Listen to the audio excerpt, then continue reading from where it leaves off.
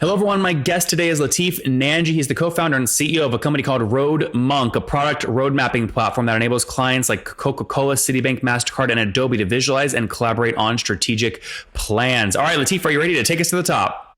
Absolutely. All right. So this is like, is this like, Trello or Basecamp for the enterprise? In a sense, yes, but really what we actually do is we think of ourselves as the mezzanine layer above those tools. In a lot of cases, tactical teams need to still stay in the Trellos and Jiras and Asanas of the world, and we're not there to compete with them. We look at ourselves as a way to make it easy to visualize and manage and create plans that executive stakeholders or stakeholders that are not used to working in those day-to-day tools really need some level of visibility into. Interesting. Okay, very good. And give me a sense of, we obviously know the monthly kind of averages in terms of price points for those tools. On your tool, what's the average company paying per year, would you say? Yeah, so we have sort of three different segments, but on average across, sort of the mainstream of customers, you're looking around $4,000 per year. Okay, good. Okay, so not super enterprise, but bigger than SMB, I would say. Yeah, so we do have a whole segment of customers that are a mid-market and enterprise that do pay in the more traditional numbers, which would be somewhere between 25 to 100K, just depending on if they take advantage of some of our security features. So we do offer virtual private clouds for the enterprise, as well as just larger seat volumes, which come in at platform pricing. That's interesting. So are those your two main leverage points in terms of your pricing axes to drive expansion revenue? Yes, as we also have a per seat model as well, which is more traditional, and we use that. And then on top of the enterprise, they have other requests that we've enabled us to grow our business and expansion beyond the traditional per seat pricing. Interesting. So seats, security features, and some other product features. Exactly. Interesting. Okay, put all this on a timeline. When did you launch the company? 2013 is when we started and founded the company in January. Okay. And then we launched into market at the end of 2014. So we've been in market for about 4 years now. That's great. And what have you scaled to in terms of total customers? Yeah, so we've got, without getting directly, but we're within 2,000 to 3,000 customers right now in that range. Fairly healthy. Yeah. So, look, taking the 2,000, we'll go on the minimum since you gave a range. If you do 2,000 times that 4,000 price point, what does that put you at? If I do the division, 600 grand a month, something like that. Is that right? We're about there. Yeah. Yeah, that's great. That's great. A little above or a little below? Above. What has the growth rate been like over the past 12 months? Where were we at a year ago? So we've been, 2016 was the triple, and then we've been constantly doubling each year since then. That's pretty, okay. So if you're north of 600 today in terms of monthly revenue, you're about what, 300 grand about a year ago? Yes, I think a little bit less than that, but around there. Yeah. Okay. Interesting. And what's driven most of the growth over the past 12 months? Is it expansion across the old cohort, or is it new customers?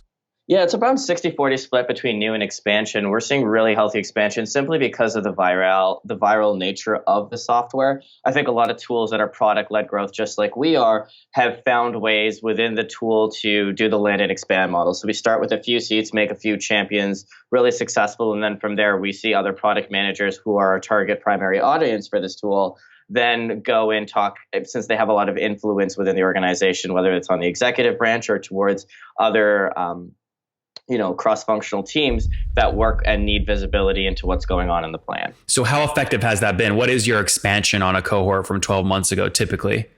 Yeah, so on a cohort basis, it's different, varying month by month. But if we look at sort of averages, it's around at least 40% of our monthly net revenue or net new MRR is going to be from expansion.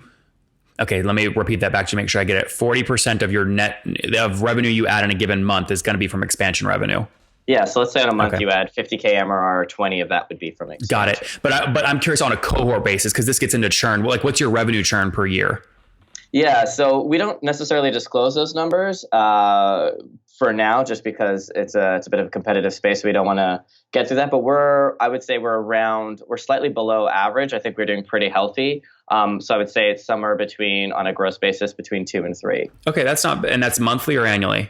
Yeah, it's on an annual basis, it's 2%. Oh, sorry, monthly basis, it's around 2.5%. Got it. 2%. So call it 24% revenue churn per year. It sounds like you have healthy expansion though. Are you above 100% in terms of net revenue retention? Absolutely, we have net negative churn. That's great. Yeah, it's always fascinating to me too. Like people use those are basically this. You consider those the same thing, right? Net negative revenue churn and net revenue expansion being above 100%.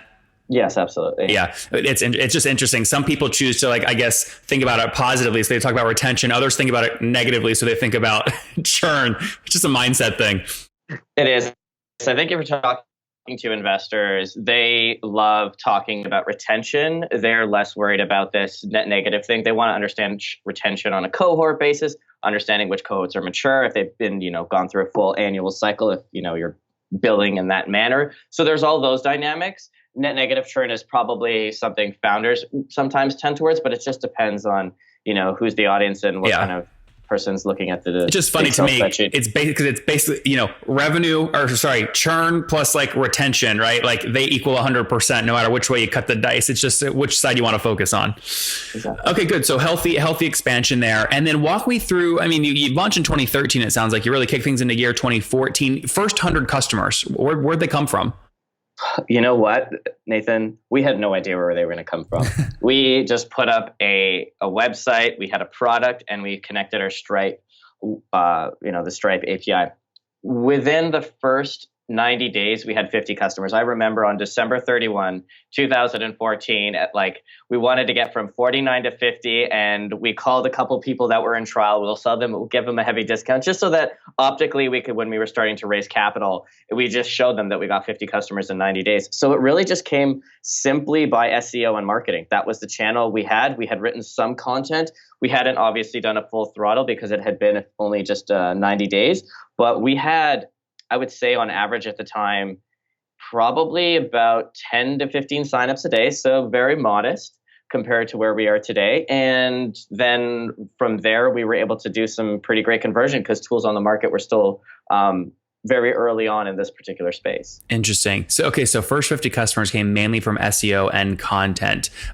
What is the team today, and how many folks are focused on SEO, content, sales, marketing? Yeah, so we have 66 people today at Roadmunk, and our sales and CS team is about, I'd say, 14, but mostly CS predominantly. We have only 2 salespeople, and then in the marketing side, we have about 10 people. Interesting. Curious question here. Do your CS people carry any kind of quota? They do have targets in which they have to hit, and they're not they're not comped into the traditional sense like you need to do, 100,000 in expansion over the quarter or something of that nature. We actually do it based on the quick ratio. So we look at both expansion, contraction, churn, and new if they're closing any deals. Usually they're able to do any transactional deals, so deals that are likely smaller than $5,000. And then from there, our sales team would take over if they're larger deals and have to go through a traditional procurement process. So how, I want to dive into that. How do you set, because I'm seeing the CS role really, the companies that have healthy expansion have really smart CS teams. And I'm trying to understand how CEOs like yourself are motivating these CS folks, because these aren't people you're just hiring off the street. I mean, these are very talented people, right? So when you say you motivate them, that like there is a target, but it's not a quota carrying role. Like what does that target actually sound like? Yeah. So for example, so they have a portfolio of customers. So we have to start there. They own a segment of, let's say, somewhere between 200 to 400 customers, depending on the tenure of that particular CS rep, the experience and the relationships they've built with customers. So they own that, and what they're responsible for on a month-to-month basis is both the expansion and contraction. So it's a ratio. So basically, let's say, in the quick ratio world, you want to be aiming for every $4 you bring in, you don't want to be losing more than $1. That's sort of like the sweet spot. So let's say, for example, they're comped on that and they get X amount of dollars each month or quarter if they shoot over, let's call it 4.25. But if they get between 3.75 and 4.25, they're then comped another dollar amount.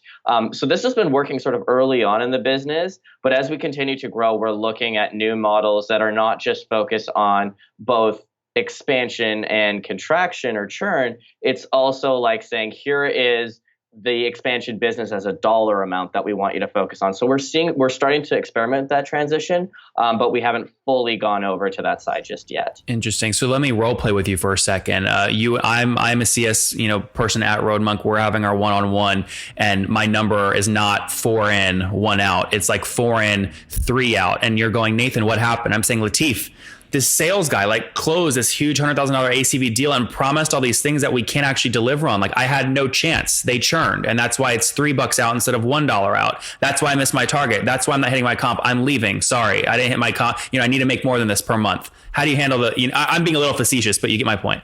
Absolutely. So thankfully that's never happened here. And the reason that hasn't happened is because our 2 sales reps have been really highly educated on our product. We don't oversell.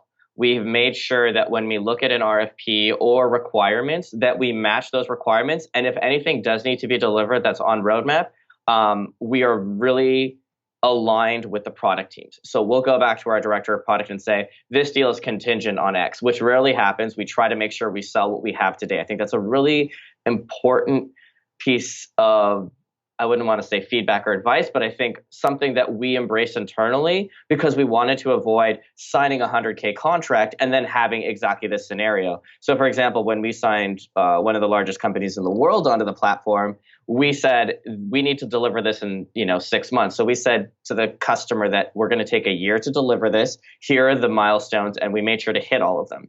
But we make sure we don't set up CS for being unsuccessful by trying to oversell because we don't have a hardcore sales culture here. We only have 2 reps. We have, nearly obviously a significant number of customers in the thousands. So for us, we've been really cognizant of keeping true of our values in that sense. Yeah, that's interesting. So what, just to be clear, the metrics that you have set with your CS people, is it 4 in, 1 out? Is that the target they all have? Yeah, it's roughly around there. There's some, to be simple and clean, it's around there, yes. Okay. And if they hit that, it's not necessarily like a percentage of like expansion revenue basis, but there's just like a monetary reward each quarter for hitting that goal. Yeah, it's X amount of dollars. Interesting. And it's the same no matter what the CS rep is, or is if they're more advanced, they'll get higher, or if they're more junior, they'll get lower? That's correct. Yeah. So there is people that are more tenured and more experienced. And so it's also based on negotiation of comp at the beginning of the year, but we do have rough bands. So it's not like someone's getting triple or something like that. They're all very roughly within the same ballpark. And generally, more tenured CS folks are getting the larger ACV accounts? No, actually, no, we like to actually split it amongst them. And especially if there's somebody, we don't actually have too many juniors on the team, but if we do hire someone junior, or for the ones that are kind of moving on towards intermediate, we do actually give them a big account. We just make sure to walk them through them because they need the opportunity to learn as well. And so before we hand them that account, we actually go through an education process of handing them off. We teach them about managing champions, relationship building, understanding how to navigate that type of organization. So we do give them the tools and the education so that they can move their career forward. And so, we have tier 1, 2, and 3 customers, tier 1 being the largest. And so we try to distribute that evenly across our CS reps. And so that it's not just all the big accounts owned by one person or a couple or a handful of people. There are some key accounts that do involve multiple CS reps simply because of the size of those organizations and the number of seats they have today. It's interesting. Thanks for sharing all that. It's fascinating to kind of understand how individuals are motivated and how then they fit in with the whole part of the team and how you make sure the team are helping other team members as well. So that's helpful to understand. 66 people, where are they spread out from or between? So we have 2, we're co-located. I wouldn't call us fully remote. We have 2 offices, one in Waterloo, which is where I went to school and kind of built out my chops as a founder and a product manager. And so that was a great environment for developers because of the University of Waterloo being an engineering school. And then our operations team is in Toronto. And then we have a couple people across London, New York, and San Francisco. Okay, so Waterloo, Toronto, and some other remote spots. Last question here on economics. How aggressive are you being in terms of payback period? Are you willing to wait up to a year to get paid back or what?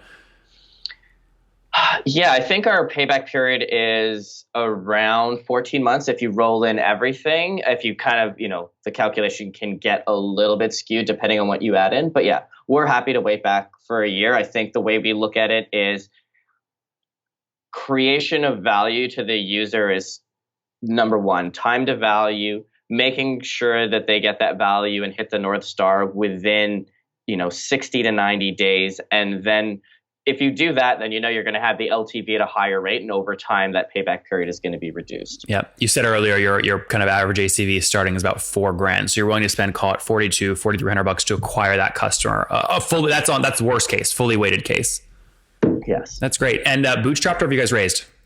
We've raised a little bit, so we raised $2.5 million US, and we are been really, so there's a couple of things on the economic side. Number one, we're in Canada, so we just get that 30% exchange rate. Number two is we collect the majority of our contracts, call it just 80-20 rule, annually. So if you were in the Valley and you, instead of collecting 80-20, you were collecting 50-50 annual and monthly, I ran the numbers. We would have had to have raised 2 years ago just over $10 million, right? So just the dynamics of those two levers alone have completely changed the way we can increase our valuation, allow the founders and the team to be more focused in on the business operationally, and not have to worry about doing an early Series A, but doing a later A or B when we choose, such that we can inflect growth. And so there is just a couple of levers that have given us those advantages simply by our geography and the way we've collected cash. Yeah. Are you considering an additional raise today or in the near future? I'll abstain, but my smile should give it away. Yeah. Well, so it sounds like you don't need it. It sounds like you're building a healthy business, but why is now the right time to raise capital? You just like where the economy is or the global markets or what?